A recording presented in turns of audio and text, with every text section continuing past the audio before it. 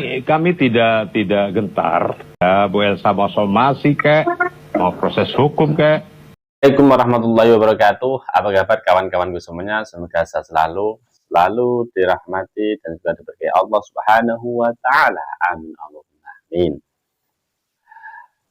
Seperti kita ketahui bersama bahwasanya Elza Sharif itu mengsomasi para saksi yang hadir di PK dengan alasan mereka semuanya menyebarkan fitnah, menyebarkan berita bohong dalam persidangan tersebut. Maka Elza Sharif ini hari Senin kalau salah, hari Senin nanti mau mensomasi semua para saksi itu karena keterangannya itu adalah keterangan bohong.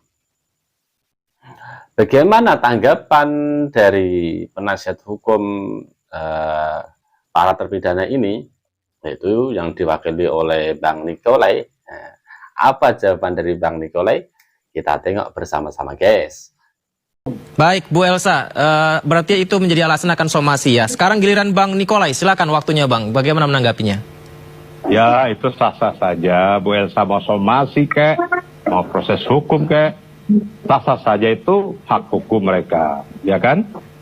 Kami selaku tim penasihat hukum dari 7 terpidana, kami siap untuk itu. Jadi masalah bagi kami, masalah pribadi saya ya, masalah ini kecil. Masalah yang lebih berat dari ini aja Bu Elsa tahu, ya kan? Kasus tim-tim itu lebih berat dari ini kita hadapi kok. Masalahnya masalah kecil, kami hadap. Masalah kecil, tapi dari 2016 sampai sekarang lumayan lama juga, Bang Nikolai. Ya, baru terungkap sekarang semuanya. Ya, sekian lama itu baru terungkap sekarang. Nah, disinilah kita mencari kebenaran. Kita mencari kebenaran dan keadilan melalui PK. Kalau PK yang kami lakukan dianggap itu merupakan satu tindakan pelanggaran hukum, dikatakan keterangan palsu, dikatakan itu merupakan satu hal yang melanggar hukum dan sebagainya, ya ada mekanisme hukum, ya silakan Bu Elsa sama teman-teman melakukan proses hukum. Kami siap kok. Bagi kami itu aja. Jadi kami tidak akan membantah berdebat kusir di televisi atau di mana. Pokoknya kami hanya menyatakan bahwa kami berpendapat bahwa ini terjadi satu bukan pembunuhan tapi kecelakaan. Berdasarkan fakta-fakta hukum, keterangan saksi, bukti ya yang kami temukan, bahkan kami meminta untuk dilakukan namanya pemeriksaan setempat atau dalam bahasa hukumnya itu dikenal dengan apa namanya? Sebentar, saya ingat dulu. Dikenal dengan Gerechtelijk Plaatsopnaming. Waduh. Pemeriksaan tempat itu.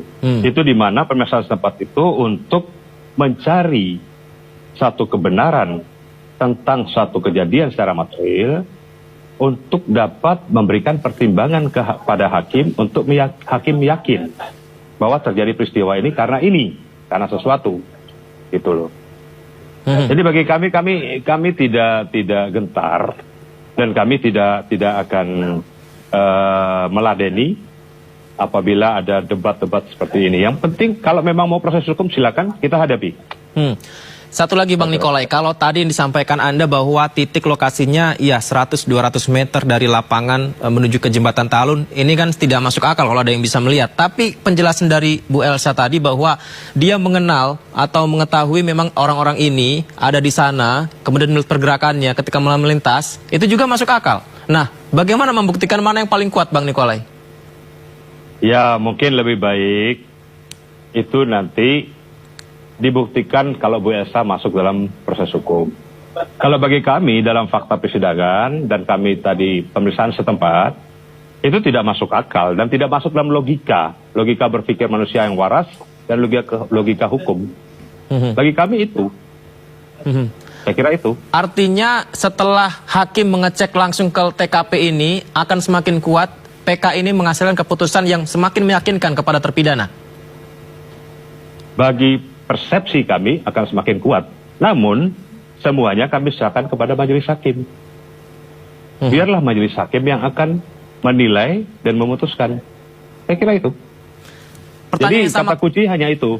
Kalau Bu Elsa sama Pitra dan teman-teman mau mengajukan ini pada proses hukum, mau somasi apa segala, kami tidak akan gentar. Kami hadapi. Itu ya, satu. Karena kami punya pengalaman kasus yang lebih berat pun kami hadapi kok. Apalagi kasus yang kecil begini.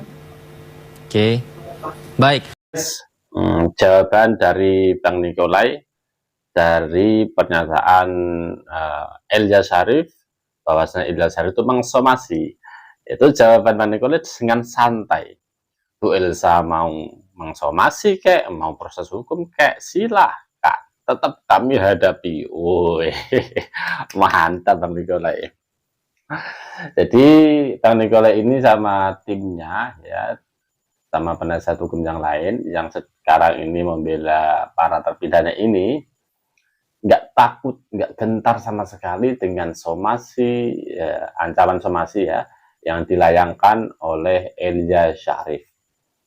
Nah, Bang Nikolai ini menjelaskan, ini termasuk hal-hal kecil, perkara kecil. Bahkan dari tim Bang Nikolai ini sudah terbiasa menangani kasus-kasus yang besar. Nah, ini adalah termasuk kasus yang dianggap termasuk kasus kecil. Gitu. Maka andai kata ada somasi semacam itu, wah, silahkan silakan aja, itu hak mereka untuk menempuh jalur hukum. Yang penting Bang Nikolai menegaskan apa yang dilakukan oleh timnya penasihat hukum Bang Nikolai dan juga timnya itu, mereka murni untuk mencari keadilan. Karena apa? Banyak putusan-putusan yang di logika itu tidak masuk akal, seperti halnya melihat dengan jarak pandang 100 meter kurang lebihnya di malam hari gelap, tapi bisa mengetahui wajahnya, ya kan, mengenali wajahnya, kemudian motornya apa, warnanya apa, sampai tahu detail. Itu kan termasuk sesuatu yang tak logika. Meskipun Elza Syarif itu membantah, siapa yang bilang 100? Aib nggak pernah bilang 100 meter. Ini nyatanya adalah 6 meter. Lah ini kan itu sudah kemarin dibahas, sudah di video yang kapan-kapan saya itu ada ya. Itu ada ya video itu. Jadi perdebatan antara 100 meter menjadi 6 meter. Jadi antara Aib aja sudah menjelaskan 100 meter. Kenapa si Elza Syarif bilang 6 meter? Dari mana lagi ini? Aduh, gitu. Intinya ke Bang Nikolai dan kawan-kawan tak gentar dengan ancaman somasi yang dilayangkan oleh Elza Syarif. Gimana teman-teman? Menurut tanggapan Anda? Somasi atau solasi? Apa nih yang mau disolasi?